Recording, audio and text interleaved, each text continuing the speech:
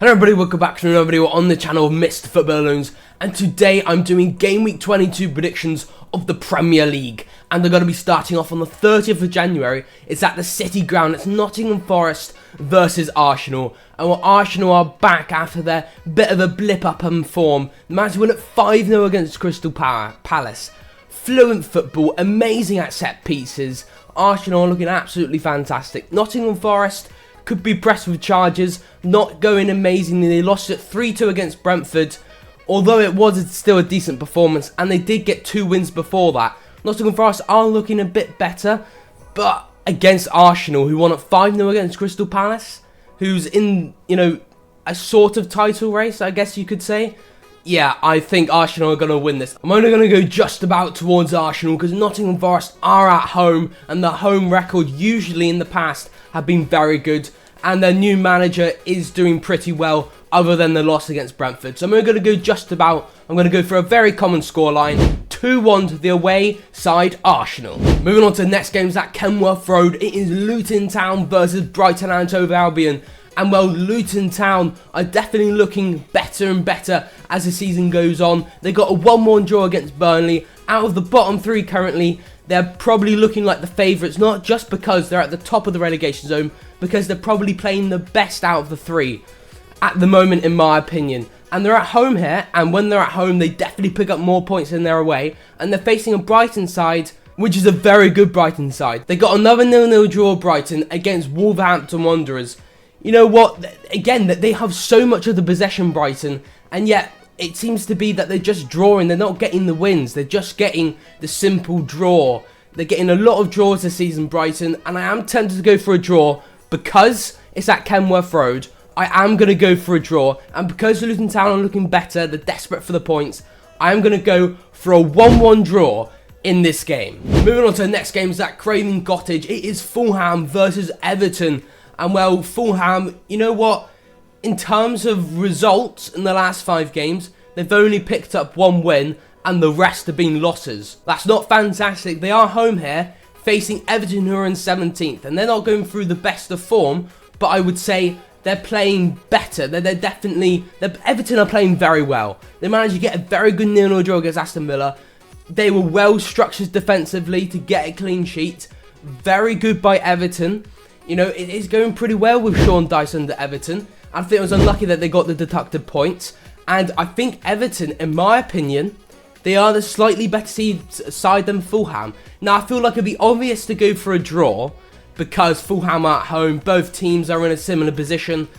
But I'm not. I'm going to go towards Everton. I just think they're playing some fantastic football and they haven't got a win for a while. So I think they're due a win. I'm only going to go just about 2-1. I wouldn't be surprised for a draw or even a Fulham win. But I am going to go Everton 2, Fulham 1. Moving on to the next game. It is at Selhurst Park. It's Crystal Palace versus Sheffield United.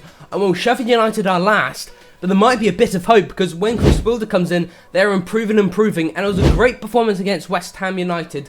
Despite the VAR controversy, they still deserve that point against West Ham United.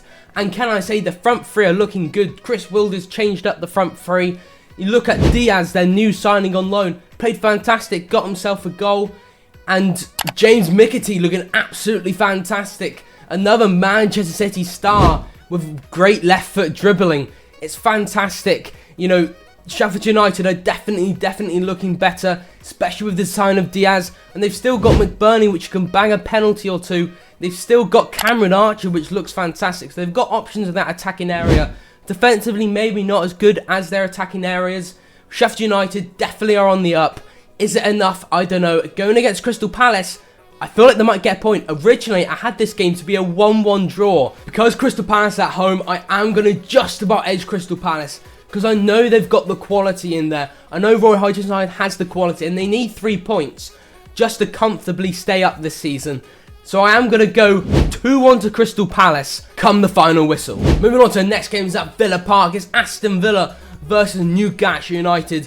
What a huge game this is. Newcastle United obviously now mid-table. After winning the Champions League, now mid-table unfortunately. You know, injuries haven't gone their way. But there were some promising signs against Manchester City. In the first half, Newcastle played pretty well. 2 great goals by Newcastle United, can I say. Alexander Isak and Anthony Gordon with absolute banger of goals. But the last 24 minutes, one man came on for Manchester City. Kevin De Bruyne ruined Newcastle United by making Newcastle go from 2-1 up to 3-2 down. That is unfortunate, you know. I feel like if Kevin De Bruyne didn't come on, I feel like Newcastle United, we could have got probably at least a point in that game if it wasn't for Kevin De Bruyne coming on. It was very good by Newcastle United in the first half. Second half, Man City were definitely the better side. But coming into this game against Aston Villa are good, but they have dropped points against Sheffield United in last. And Aston Villa have dropped points against Manchester United. Now, maybe a bit biased. I'm not going to go for Newcastle win because Newcastle are terrible away from home. But the signs that I saw against Manchester City, I know they've got so many injuries. Joe Linton is now injured for pretty much the rest of the season, I've heard. You know, Newcastle, Miguel Almiron could be leaving. You know, financial fair play. You know, Newcastle are trying to get past that. It's a bit all over the place there. Newcastle aren't in the best of shape. I'm going to go for a draw, though. Could be because it's biased, but I don't care. I'm going to go for a draw. I'm going to go for a 2-2 draw come the final whistle. Moving on to the next game. It's a whole new day. It's the 31st of January, and it's at the Etihad Stadium. It's Manchester City versus Burnley. And, well, this is probably the worst time Burnley could go to the Etihad and face Manchester City because one man has returned with a bang. Kevin De Bruyne came on for 24 minutes against Newcastle United and got 2 goal contributions.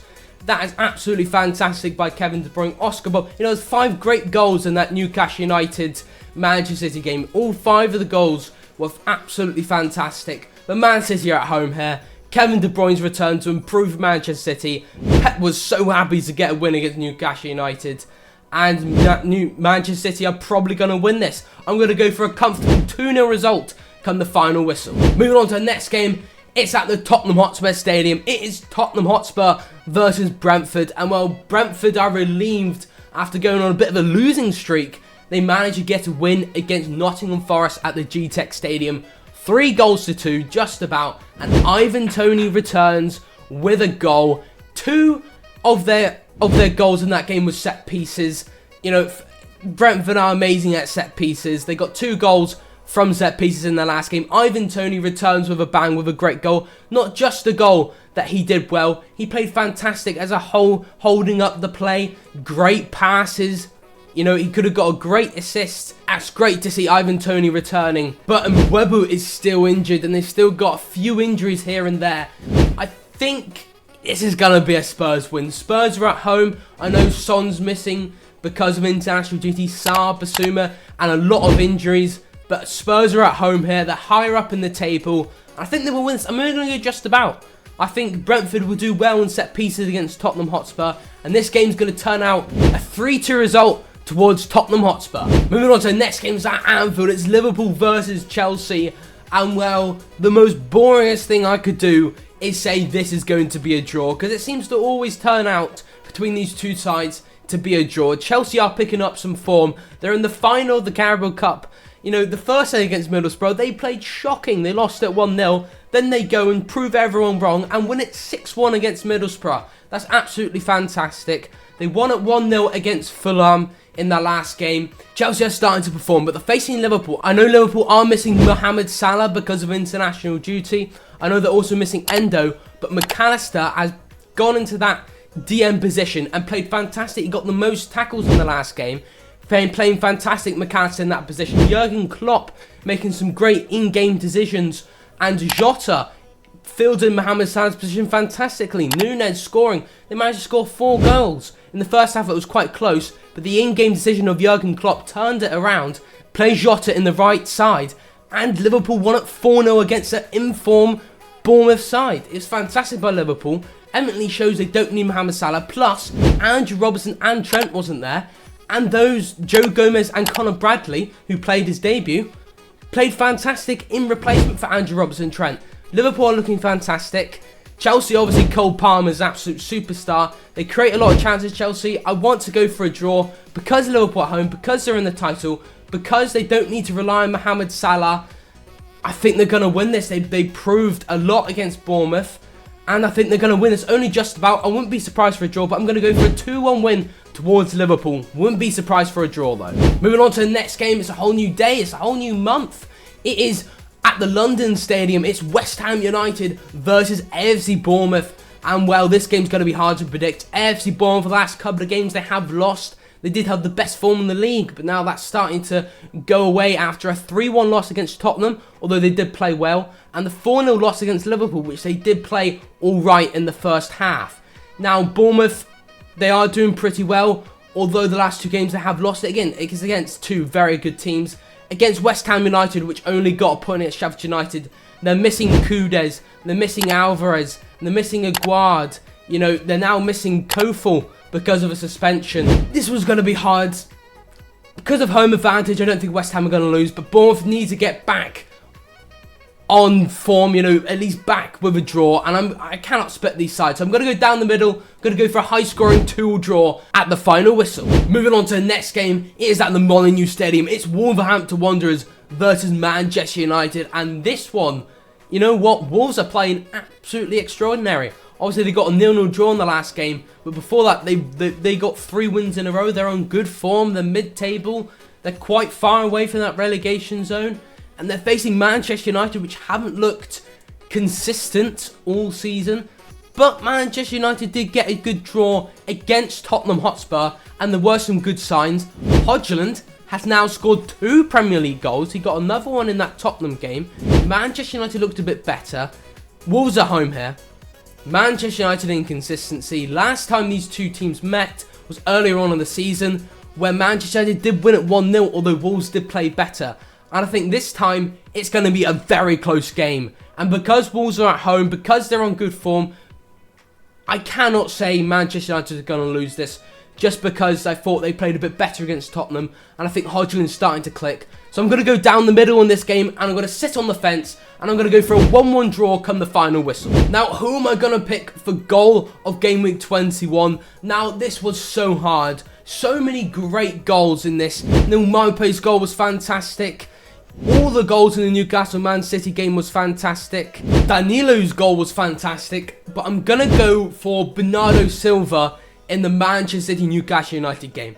It was very hard to do this, but I just wanted to go for something different. Usually I don't go for the fancy goals, but to be that composed and finish away like that is fantastic. So my goal of Game Week 21 is Bernardo Silva's goal against Newcastle United. Well, how did I do in Game Week 21 predictions? Well, I got 5 points out of a possible 20 points. I didn't get any exact results correct, but I did get whether they'll win, draw or lose correct 5 times. Overall, that puts me on 122 points out of 416 points.